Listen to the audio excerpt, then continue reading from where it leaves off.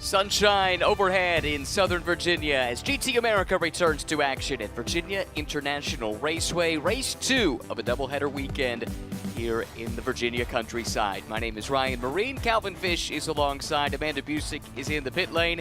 It's a pleasure to have your company as we get ready to go for the second race of the weekend. Yesterday, Calvin, Justin Rothberg fended off a charge from Mamo Gidley, Ross West, and the rest to pick up another win and start to solidify his position in the point standings. But he has a whole new challenge ahead of him today because Ross West will share the front row with him.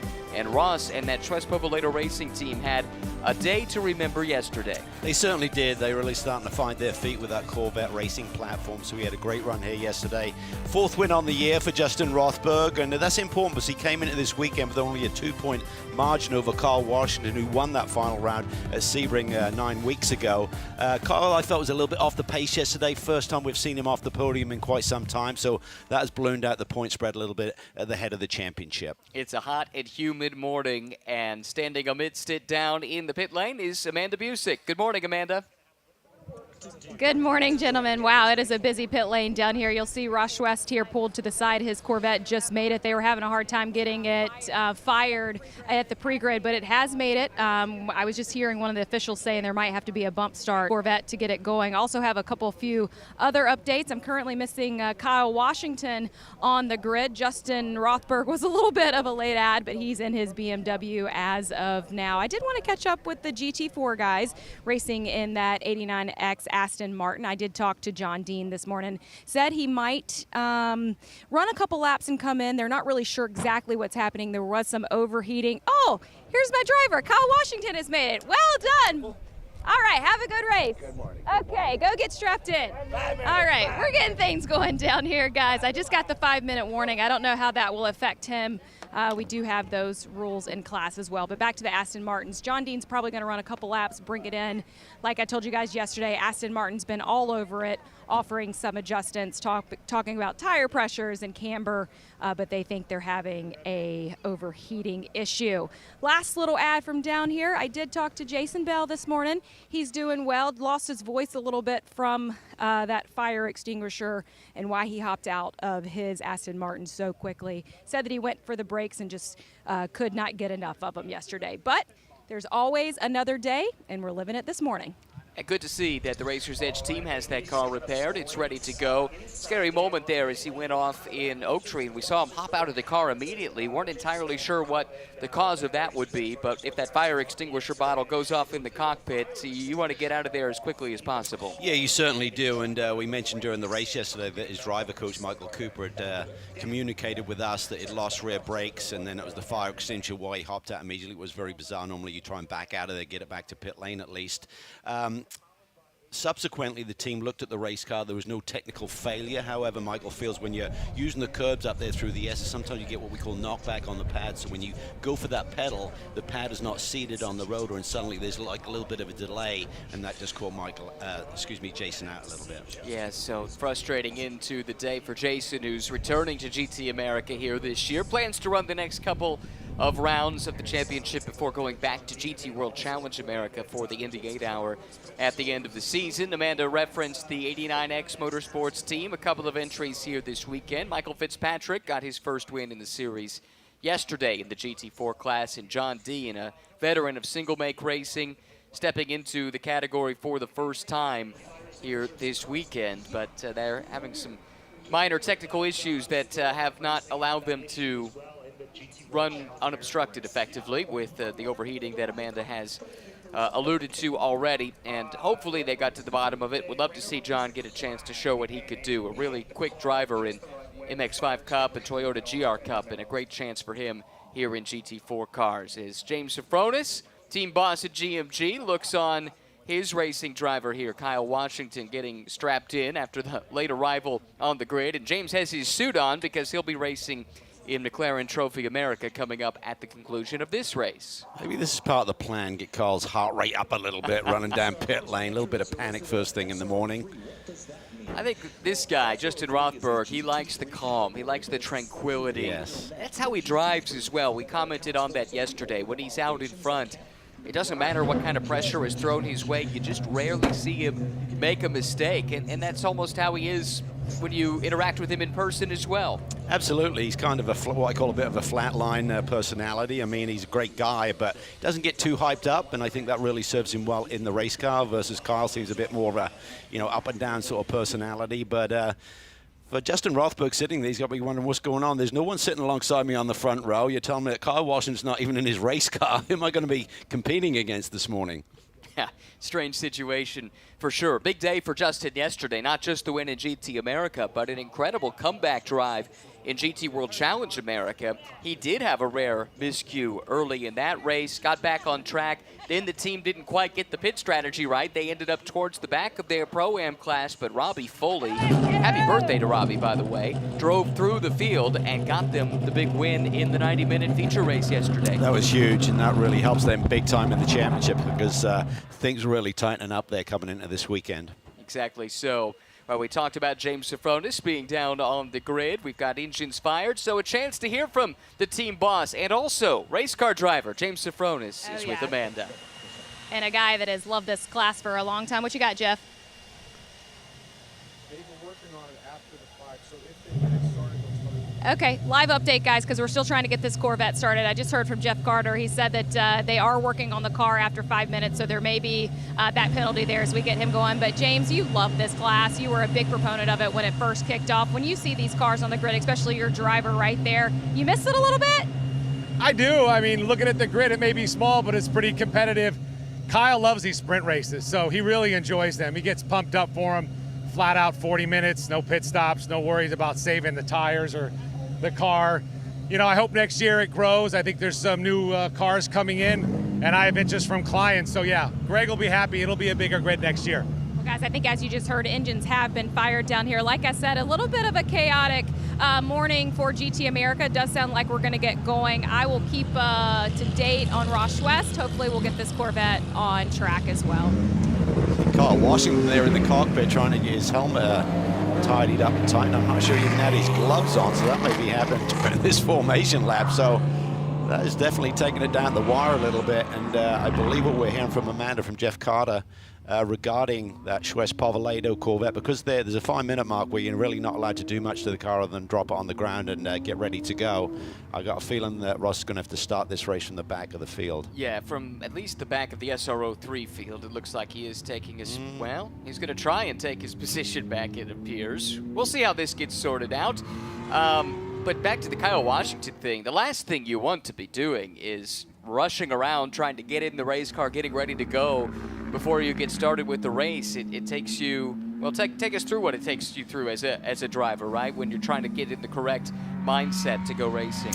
I think everyone's different. Everyone has a different approach. Some people like to be ready and kind of get in that zone, don't even want to talk to anyone. You look at Formula One grids when Martin Brundle does these pit walks. Some drivers just don't even want to get involved in being distracted. Other people are happy to have a chat. I think Carl's one of those guys.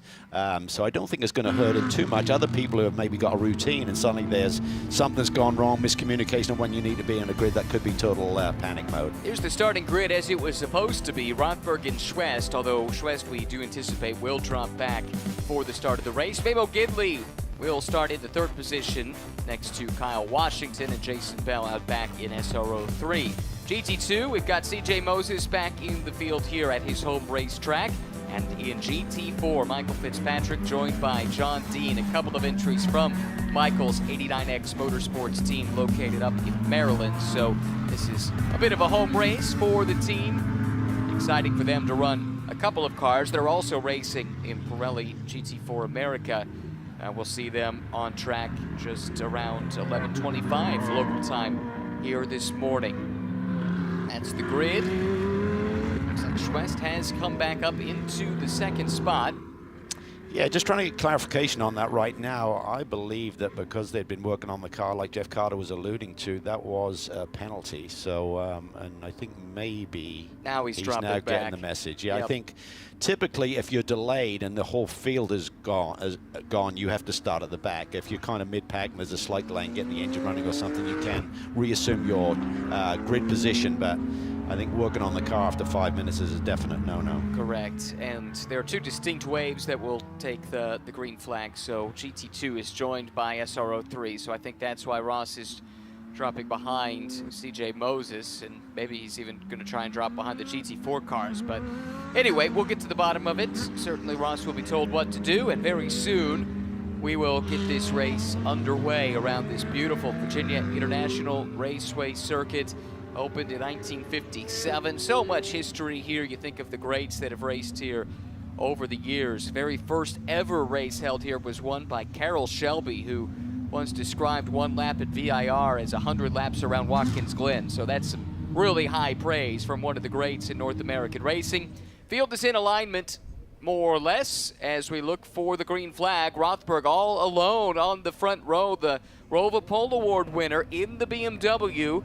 Winner yesterday in two different series, looking to go back-to-back in GT America, powered by AWS. There's the green flag. We are underway. The finish line starts to tick, and Rothberg powers away, followed immediately by Memo Gidley in the Audi. Rothberg guarding the inside jealously. Late on the brakes there, Washington in his Porsche tries to slot it around the outside. Gidley not having any of it. No, Gidley didn't want to give him any room, because I think he could see that the Porsche was getting the power down and could have maybe got alongside him along his flank going into turn 3 there. So Washington really working the steering harder to try and get some bite early in this race. Oh, this is big for Kyle, because he came in just a couple of points out of the championship, only finished 4th yesterday, while Rothberg got the win, up to 3rd here to get the day started, and he's got his next target in his sights. That Ski Auto Sports Audi just out the windshield for Kyle Washington. Yeah, maybe had an extra can of that e-boost this morning, see if he can get fired up. But nice start here by Rothberg, got into his rhythm very early.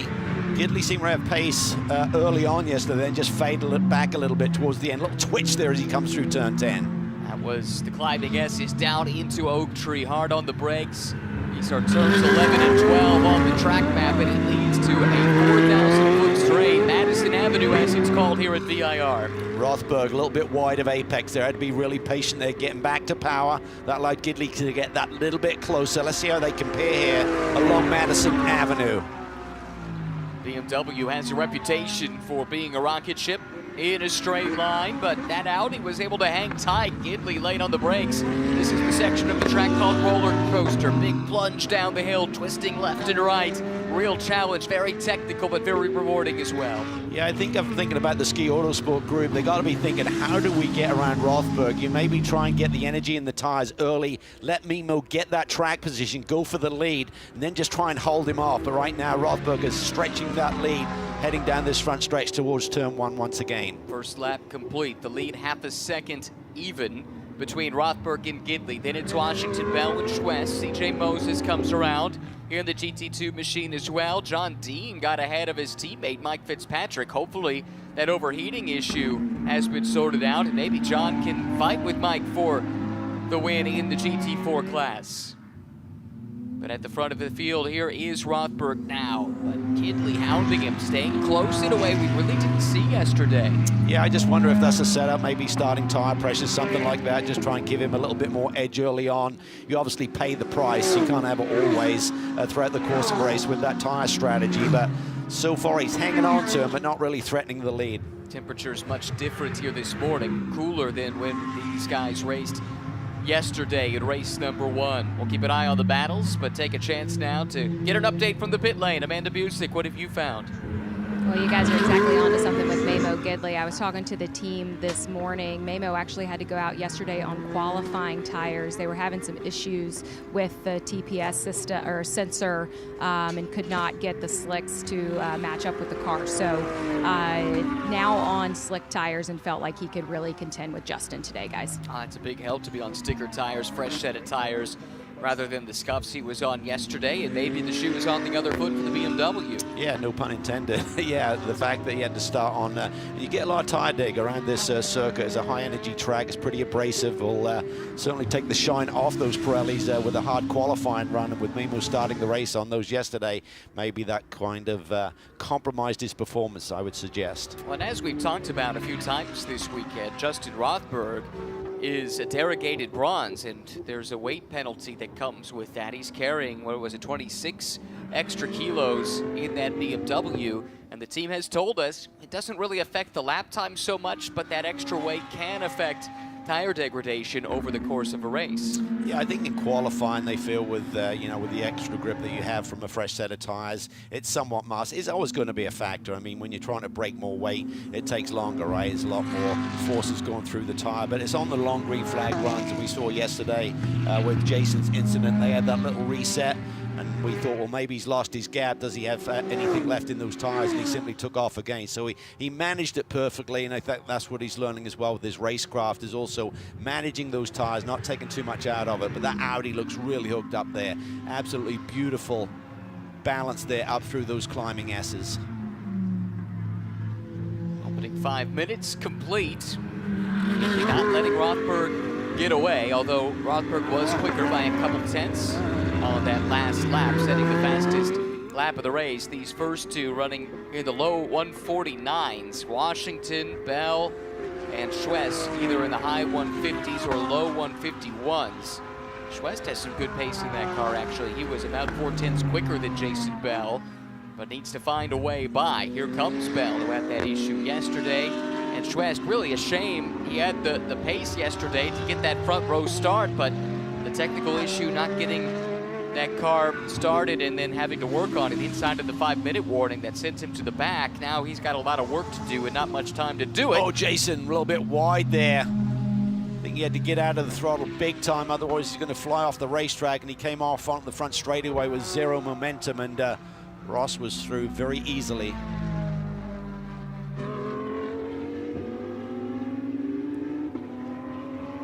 And that's a big move there for Schwest, who has good pace, as mentioned, in that Corvette. Now he has to overcome about a 4-second deficit to get up to Kyle Washington, try and fight for that podium. Now, just a few moments ago, I think we have a look at this moment again here. Bell and Schwest. Yeah, just got a little offline. I talk about that rhythm section there, kind of coming through slalom gates. If you get a little bit behind on one of them, suddenly it makes the corner really tight when you get to the next one. I think Jason recognized that, as we've talked about all weekend long with the amount of rain that we've had. If you get a wheel in the grass there, it's really hard to recover. So he just arrested all of his speed and obviously lost his exit onto the front straightaway and lost the track position to Ross.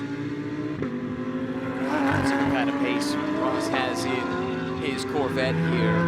Now that he's clear of the traffic, there you see Washington just up the road. First sector, and Schwest was a little bit slower than Washington. Second sector, we'll see here in just a moment. It was a big day yesterday for Schwest Povolato Racing. They led the GT World Challenge race overall. Slight miscalculation with when they let the car leave the pit lane. It was a strange situation with pit strategy with full course yellow and things of that nature. Don't need to go into all the details here, but they missed the calculation by about 2 or 3 seconds, and as a consequence had to pit late in the race to make sure they were on the right side of the drive time rules. But on pace, it was clear they had this Corvette figured out around VIR. Aaron Povolato was running at the very front of the field and keeping pace with the overall winning Porsche from RS1. Yeah. It's a big day for them. It really just showcased their potential, the fact that they're getting their head around this Corvette. So it was a big day, and yeah, not the result that they look for at the end of the day, but certainly the performance was there. Another chance to head to the pits. Amanda, what have you found out?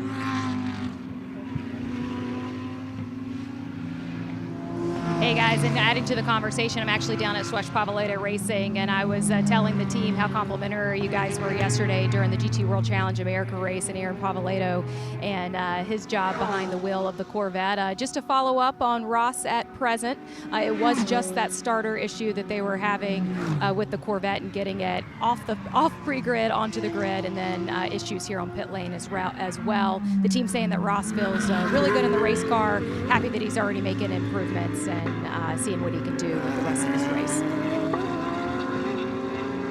Just ran his personal best lap at 150.0. Washington, the man that he's chasing right now, is 3/10 quicker on that last lap, so the gap's extending there for that final podium spot.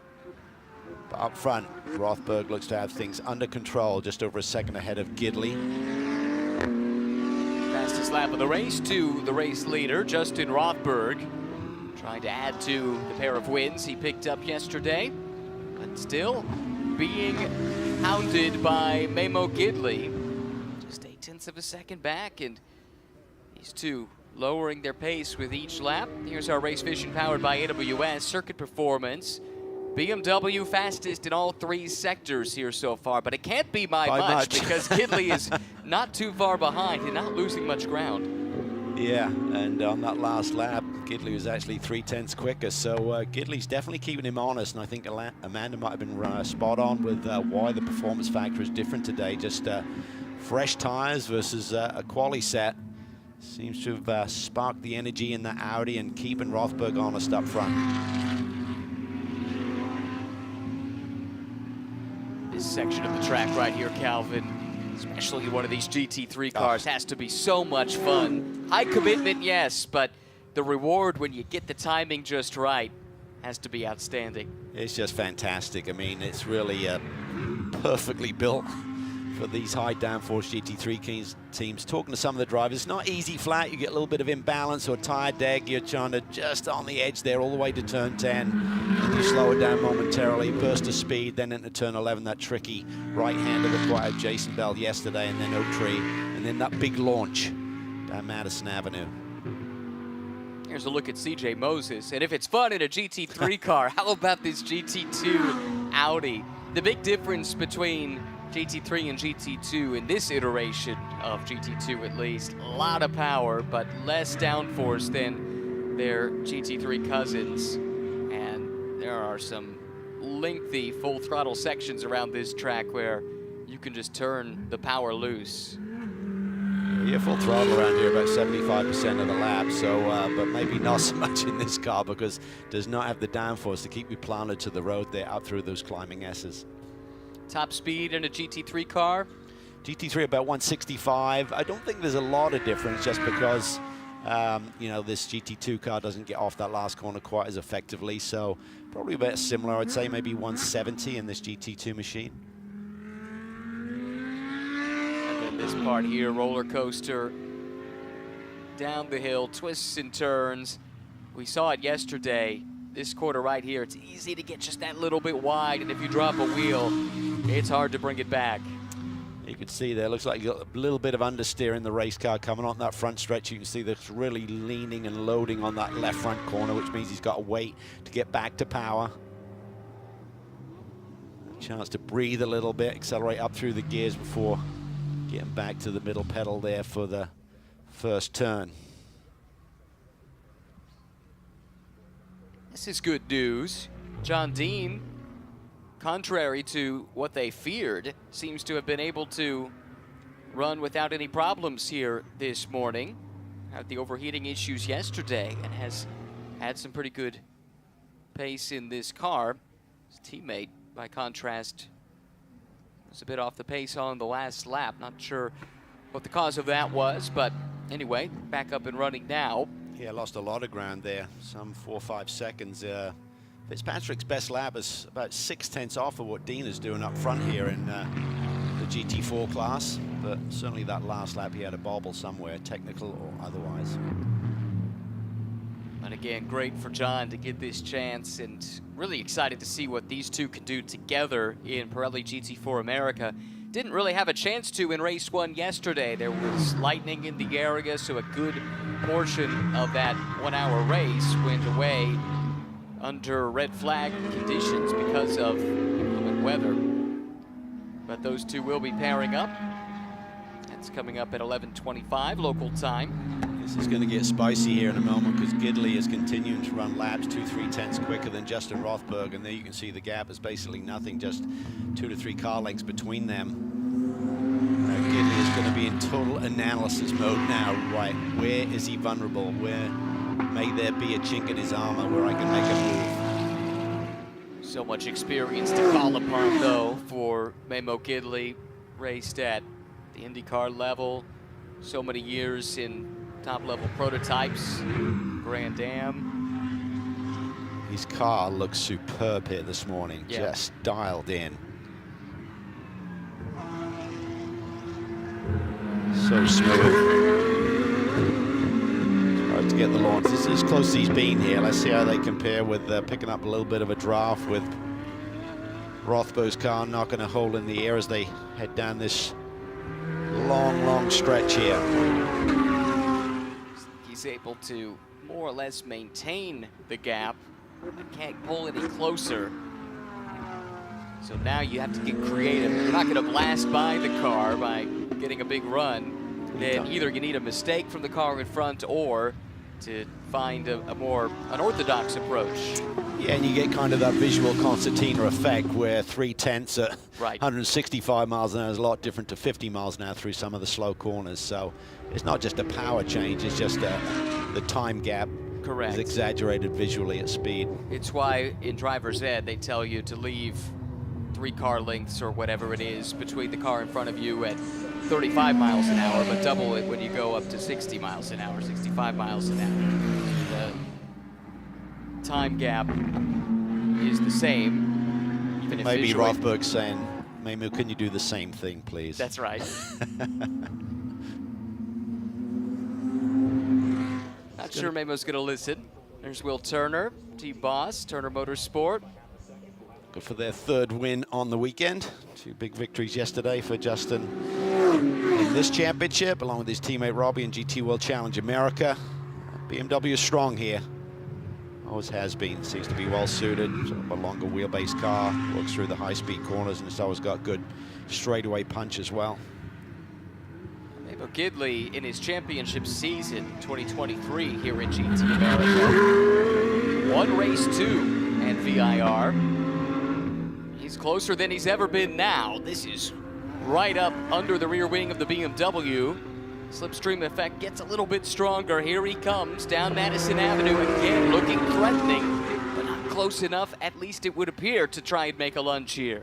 Yeah, long way to go. I think if he can keep the heat on here, and if Justin has to work his tires a little bit more than he'd ideally like to, maybe that'll create a little bit of sliding on that BMW in the last 10-15 minutes, and then Memo could maybe plunge or make a dive bomb somewhere. Oak Tree Corner has become a favorite one, particularly if you're losing a little bit of grip through turn 11 late in the race. And if you set it up perfectly, it's a risky move, but it's certainly doable. W jumped off a hog pit pretty nicely, though, builds a gap. Lap times next to nothing between them, as I'm sure you can tell visually, but 0.07 of a second the difference in their lap times the last time around. It's still 0.4 between the two. Kyle Washington continues to run in 3rd. Schwest not making any headway in 4th, and Jason Bell in 5th. Here is John Dean continuing to lap the track in the lead of the GT4 class. Let's hear more about his story with Amanda Busick. Hey Ryan, yeah, just talking to the team, and I do want to point out that the Aston Martin representative has been here the entire time as well. I am told that with this 09 Aston Martin, they are going to pull that car off early. This is the car that will race in the Pirelli GT4 race later, so they want to get that set up. The team looked over that car all last night trying to figure out all the nooks and crevices that could have been causing any issues today. Cleared out fluids and just kind of restarted from the base of the race car back together. They're not having any of those overheating issues that were problematic yesterday, and they feel confident as they head into the race later this afternoon. John Dean will start in this race car for the Pirelli GT4 race. Okay. Well, there and he comes, I do believe right that's on him cue. coming right now. Yeah. Yeah. Well, I hate to see that, because John was putting a good run together, but if their priority is Pirelli GT4 America, then you want to make sure that chassis is prepared and ready to go. And also, I suppose, Michael Fitzpatrick has a shot to go for a championship if he runs the rest of the races. The current championship leader, Tony McIntosh, has elected to focus his program in Europe and just made an appearance in the World Endurance Championship last weekend, actually.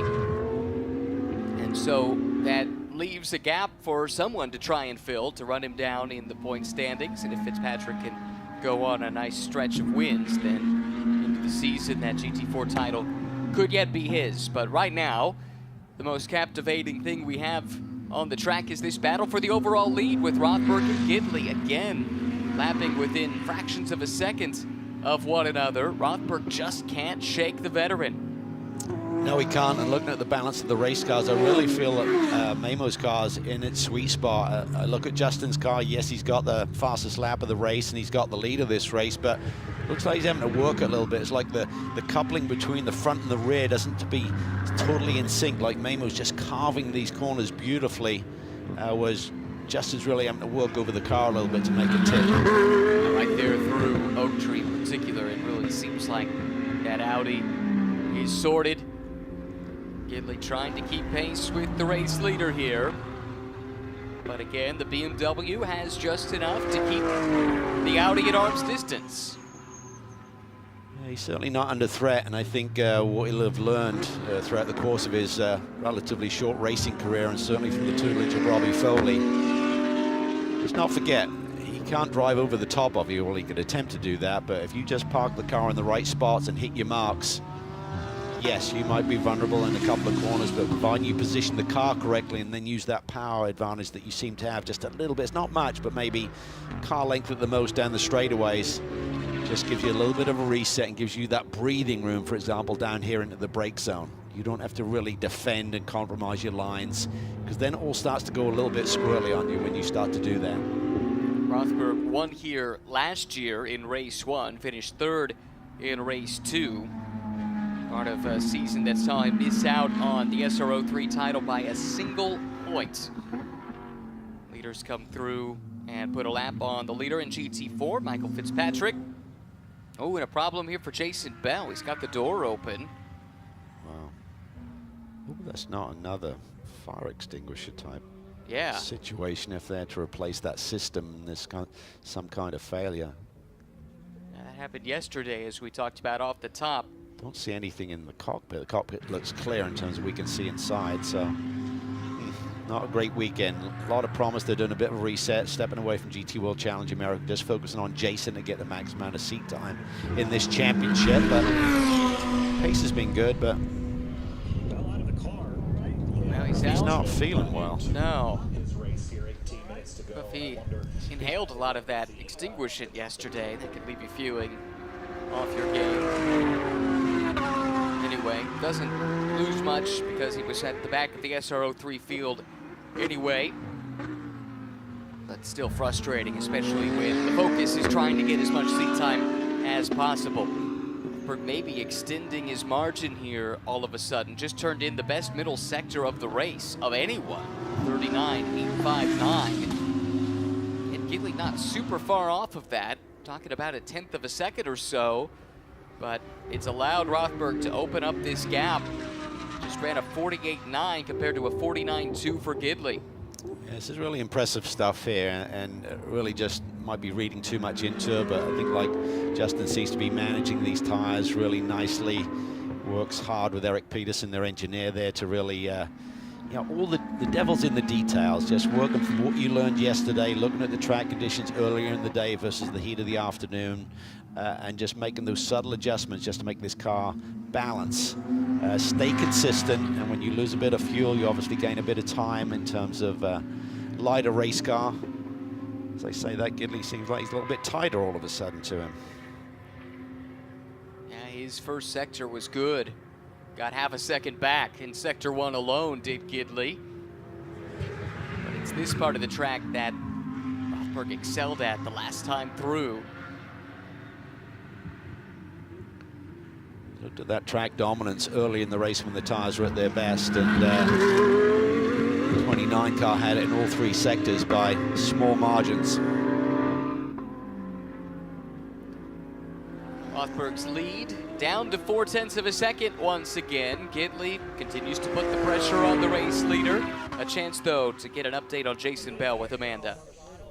Yeah, I'm going to give you a shot of Jason. You can see he's still kind of red after getting out of the car. He did come down pit lane with the door open, got out of the car and immediately requested some water. I did hear him speaking with the team. Why did the fire bottle go off again? So I do think that was the issue. I can see the team looking over the Aston Martin as well.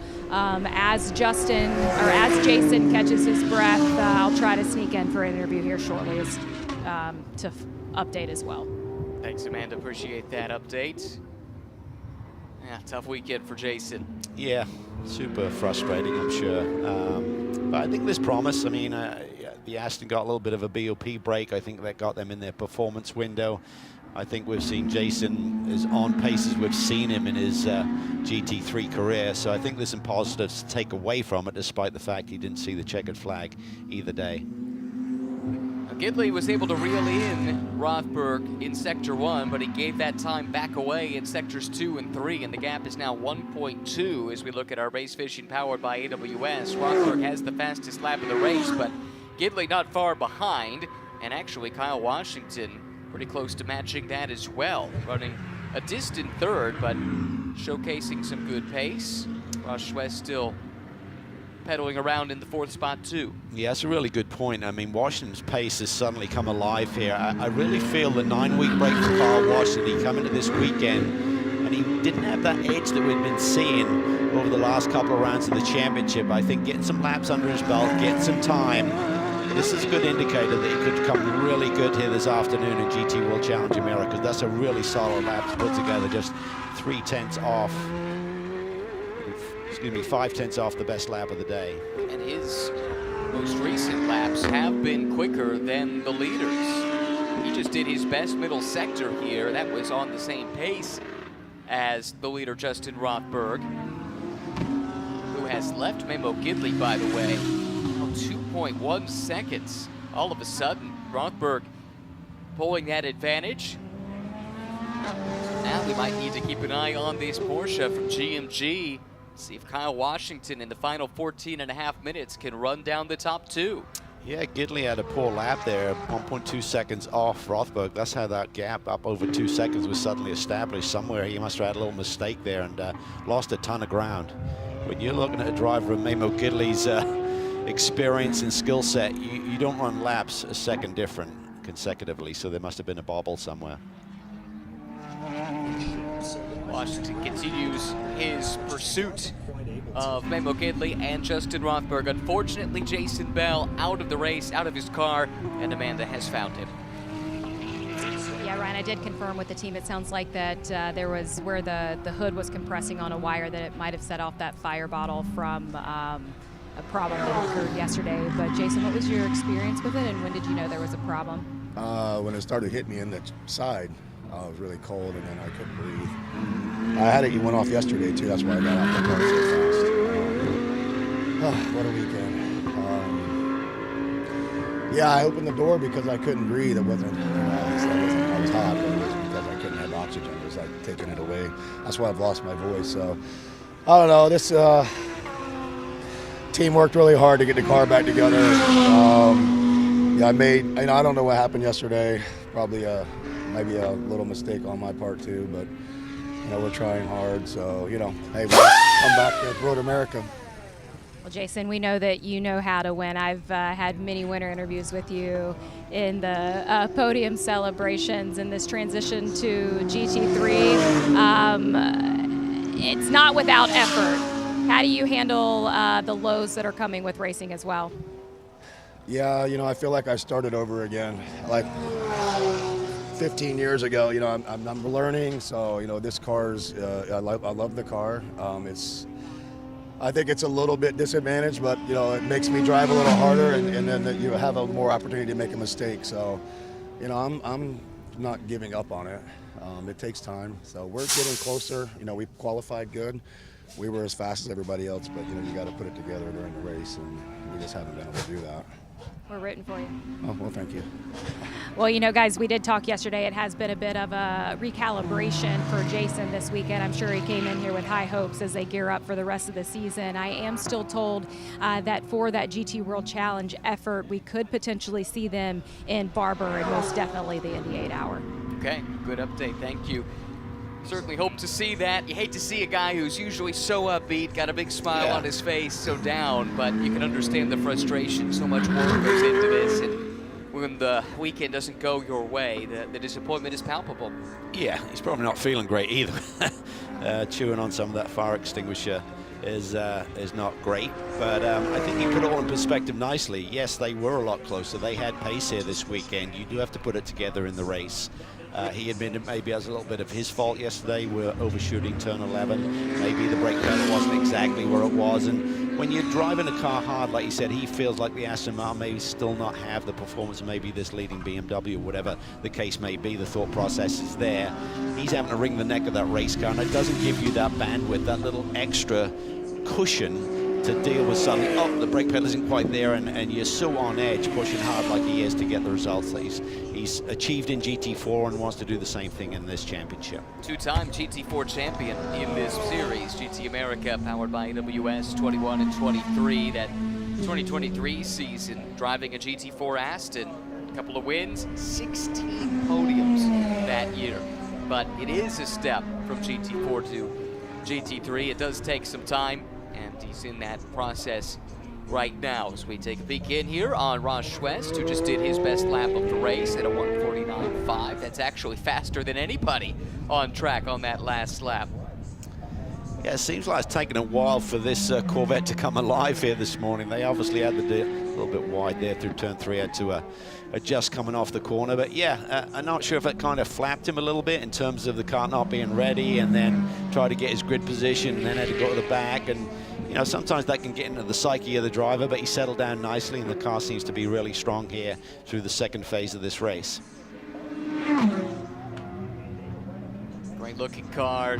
So good to have Corvette involved in this paddock, and in a big way. We saw DXDT's program a year ago, what they were able to accomplish in both the, well, in GT World Challenge America primarily, and more customers are flocking to GM as well. It's a great looking machine. Corvette C8 base, of course. Just looks to be rock solid. It just seems to be like it goes where the driver asks it to go, carves the corners, puts the power down well, seems to have decent straightaway speed, maybe not the strongest in the field, but I think it's got really good downforce. It's a high-tech GT3 race car, kind of the later iteration cars like the Ferrari and such. These are almost like little prototypes in a GT skin. Definitely. Amazing the performance that you get from a GT3 car these days. We're a long way away from where this class began a couple of decades ago. It's really evolved into something outstanding. And as a global formula, you see these cars racing on every inhabited continent around the world on any given weekend. And then you turn up at a race like the CrowdStrike 24 Hours of Spawn. There's 74 of them on the entry list. Just unbelievable, the buy-in globally to the GT3 concept. Well, it's just awesome that you can take the same race car and race it in so many parts of the world, these championships globally, that you compete in so many within the SRO structure and elsewhere, and that what makes it so appealing for the manufacturer. Make these massive investments to develop these cars because there's such a customer base that they can then go and share the technology with.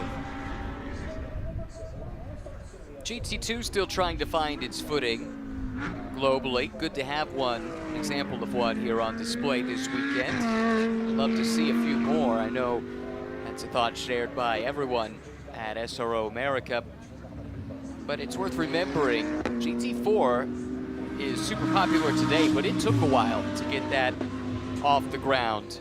Manufacturers continue to show interest in GT2. Janetta recently announced its GT2 offering, which will be coming soon. They are breathtaking to watch, especially in person. All that power is pretty spectacular. And it's a bit of a chicken and egg situation. We talked about the GT3 formula and how it's exploded on the global stage. I think the same thing here. If there was a bit more customer interest right now in GT2, that would kind of force manufacturers to build new iterations of these race cars. So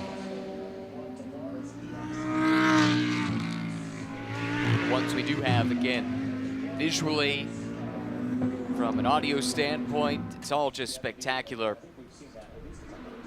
And for CJ Moses, this has to be so much fun getting to drive around his favorite track, his home track effectively. CJ is a Virginian, lives up in the northern part of the state, but has so many laps around this place.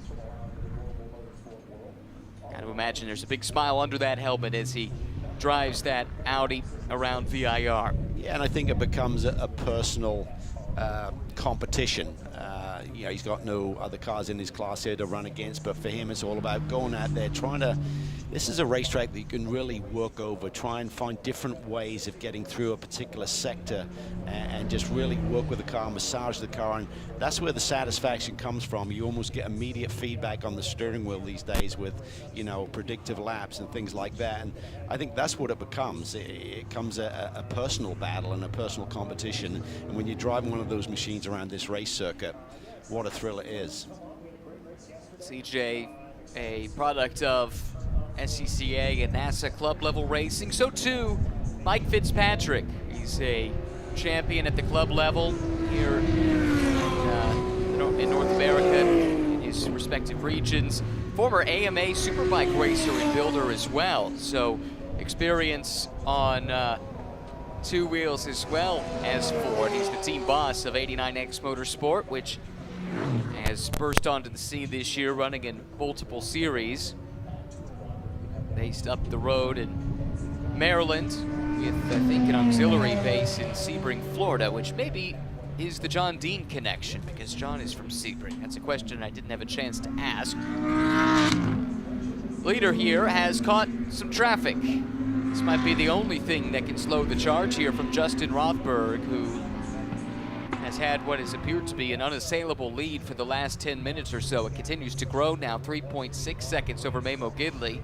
That allows him to take his time a little bit. You see him flashing those headlights, but this is not a place where it's easy for CJ Moses to just disappear and get out of the way.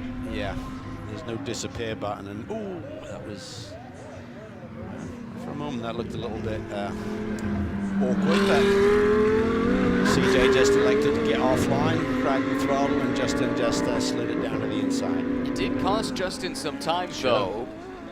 2.3 seconds now the gap. It was up closer to 4 prior to this. Just about to click through sector 2, and we'll see the comparison between Rothberg and Gidley. And yeah, it's 1.2 seconds there that Rothberg lost in that little exchange, and that's what we're talking about with that GT2 car. CJ can't fire it through the S's like Justin can, and so we had to just wait on him until he saw that opening. I'm sure this is going to be an easy pass here for Memo Gidley either. Coming out of Hogpen, the horsepower in the GT2 Audi could make this difficult, but also CJ might elect to play nice, and he did. Clearly lifted out of the throttle and let second place Memo Gidley come through. Now 2.7 seconds behind, so Rothberg was able to build some of that gap back in the final sector of the lap. Kyle Washington continues to slowly chip away. He's now 8.5 seconds behind, but time running out with only 3 minutes to go. Yeah, super impressed there with Kyle Washington. He's just kept his head down, and again, we talk about personal performance. I think that's what he's been working on, just see what he can learn here, give a little bit of feedback for the team, and he and Tom Sargent, who will share a similar portion for GMG here this afternoon, and just working on things, trying to get back into his race groove. 9-week break. He didn't do his normal amount of seat time. He's been running multiple championships over the last 2 or 3 years. It seemed like he was never out of a race car. And then when you take a 9-week break, it's tough to get back to the same level. It's like a golfer not hitting the golf ball, going to the range for a couple of months. You're not going to be as sharp as you were last time you played. Is that an excuse I'm hearing from you, Cal? Yeah, it's been a few weeks. Well, Washington yesterday was off the podium first time since the very first race of the season. And that was many of those races up against some deeper fields than unfortunately we're seeing here this weekend. So that's not an easy feat. Was just 2 points out of the championship coming into the weekend, but lost some ground yesterday. Will lose more to Rothberg here today. So he'll need to reset and have a couple of big weekends at Road America and Barber Motorsports Park in order to go into the season finale at Indianapolis with a chance to take the title away from Rothberg. Yeah, I think looking at projected points after this race, he'll be 25 points back with a 4th place finish yesterday, and if he finishes where they run right now on the podium with Justin sweeping the weekend. So see the white flag being displayed there, and that's a big deficit. That's a full race win for Rothberg, so he's in great shape looking at a championship. Exactly. But so much can change so quickly in this game. You can't take anything for granted. Rothberg's form, though, has been outstanding. We made the joke yesterday. He went the whole offseason without doing any testing, so a 9-week break is nothing for him. He was able to get right back on pace immediately, and he, too, is on a streak where he has not been off the podium since the season opener. Finished 5th in race 1 at Sonoma, but since then, no worse than 3rd. And had the win yesterday, of course, looking to back that up with another victory here today. Was challenged early by Memo Gidley, but withstood that pressure for the first 20 minutes and then seemed to have the pace in hand for the final run to the checkered flag. Really did, and I think that not finishing on the podium was excusable because he never sat in a race car between the checkered flag at Indy last year and the practice days at Sonoma to open this championship season. So, but he seems to have taken it in his stride. He's another driver who's done very little seat time since that 9-week break, the last round that we had at Sebring. So he seems to be right back in his sweet spot, really handled the pressure perfectly today, never made a big mistake. Looks on course for another big win. Here he comes down the hill. Just a couple corners left to negotiate, and on to the front straightaway. Justin Rothberg and Turner Motorsport will sweep the weekend at VIR. It's another race win for Rothberg and Turner and BMW in GT America powered by AWS. Memo Gidley comes across the line, another podium for him as he comes home 2nd, some 5 seconds behind. Kyle Washington in 3rd. CJ Moses enjoying the joyride around VIR. He's your GT2 winner. And Mike Fitzpatrick will wait for him, but it shouldn't be long now until he comes across the line for his 2nd victory of the season. Now, big statement here from Rothberg, who took advantage of an off weekend, I think it would be fair to say, for Kyle Washington, who has been there matching Rothberg's pace all season long. And this now puts Rothberg in a really strong position from a points perspective with effectively a full race in hand. Still a ways to go here for Mike Fitzpatrick. Couple more corners, several more corners to get through as he comes through Oak Tree before he'll see the checkered flag, and then he could turn his focus to Pirelli GT4 America. 2-driver format, 1-hour race coming up today, which hopefully won't be rain affected lightning affected really, like it was yesterday. Yeah, I think today looks, from a forecast perspective anyway, to be the calmest weather day of the whole week. So hopefully we'll get some good green flag action here in the remaining races today. Fitzpatrick through the final sequence here. The 89X team can celebrate a victory. If he keeps putting these together, if he keeps turning up and scoring points, I'll have a chance to run down the championship lead. Here he comes down the front straightaway. Aston Martin, 89X Motorsports, and Michael Fitzpatrick, winners at VIR. Solid day. Sure, it was another big lesson learned in terms of how to tackle this racetrack, and what this race car will give him for the race a little bit later in the day. And this weekend with the 2 wins, cut the points deficit in half. He was down by 100 coming in. It's now 50. So before too much longer, presumably at Road America even, he could tie for that championship lead. Rothberg making his way around on the cool-down lap. He'll celebrate this one. Able to hold off Memo Gidley for 40 minutes. That's no mean feat. Winner, as we mentioned, in GT4 is Michael Fitzpatrick and CJ Moses in GT2. Here's how the final results look. It is Rothberg by nearly 5 seconds over the Ski Autosports Audi of Gidley. Washington just another 3 seconds back. He was really quick in the second half of that race. Then Ross West, Moses, and Fitzpatrick, with Bell and Dean dropping out early.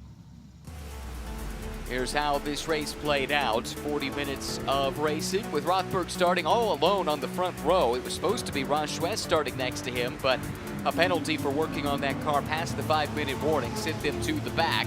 Moment here for Jason Bell. Opened the door for Schwest to come through and take the 4th position.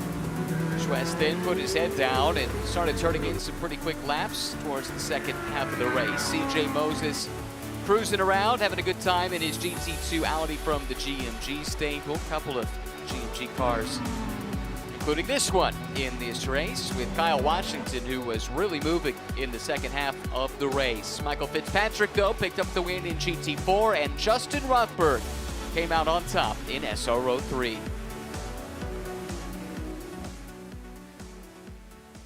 Now the cars heading back down the pit lane and toward Park Fermé, where our Amanda Busick will have a chance, hopefully, to catch up with Justin Rothberg as he sweeps the weekend here at Virginia International Raceway.